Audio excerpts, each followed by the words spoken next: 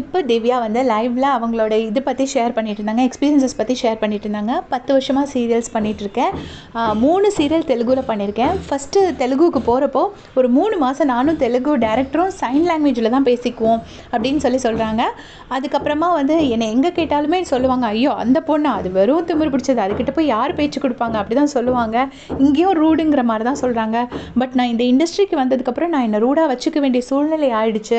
எனக்கு இங்கே வந்து சர்வைவ் பண்ணோன்னா கொஞ்சம் ரூடாக இருந்தால் தான் இந்த இண்டஸ்ட்ரியில் கஷ்டப்படாமல் இருக்க முடியும் அப்படிங்கிறத நான் புரிஞ்சுக்கிட்டேன் அப்படின்னு சொல்கிறாங்க.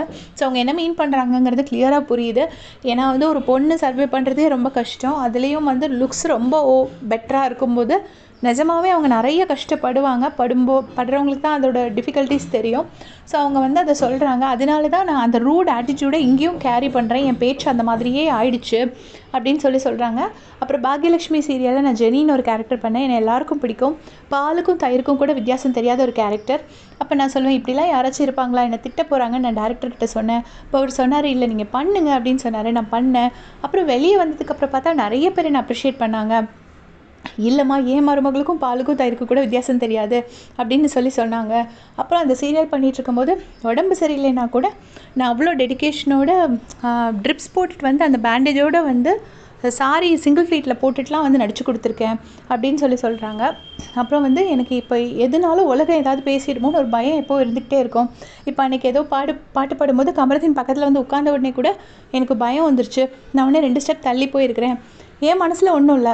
நான் கமரத்தின் மடியில் கூட உட்காருவேன், சபரி தோளில் கூட ஏறி உட்காருவேன். ஆனால் உலகத்தை நினச்சா எனக்கு கொஞ்சம் பயமாக இருக்கும். அதனால நான் என்ன பண்ணுறதுன்னு யோசிப்பேன் அப்படின்னு அவங்களோட எக்ஸ்பீரியன்ஸஸ்லாம் ஷேர் பண்ணுறாங்க.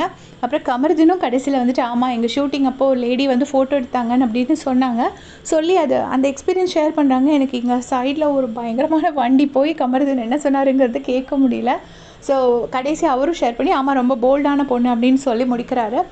ரொம்ப நல்லா இருந்துச்சு அவங்களோட எக்ஸ்பீரியன்ஸ் ஷேர் பண்ணது. நமக்கு எப்போவுமே தெரியும் டியூஸ்டே ஆனால் அங்கே டாஸ்க் நடக்கும், அதுக்கு செட்டப் பண்ணுவாங்க வீட்டை. ஸோ அந்த செட்டப் நடக்கும்போது இவங்க எல்லாத்துக்கும் ரூம்குள்ளே இங்கே இதுதான் நடக்கும். அதான் இப்போ நடந்துகிட்ருக்கு லைவில். தேங்க்ஸ் ஃபார் வாட்சிங்.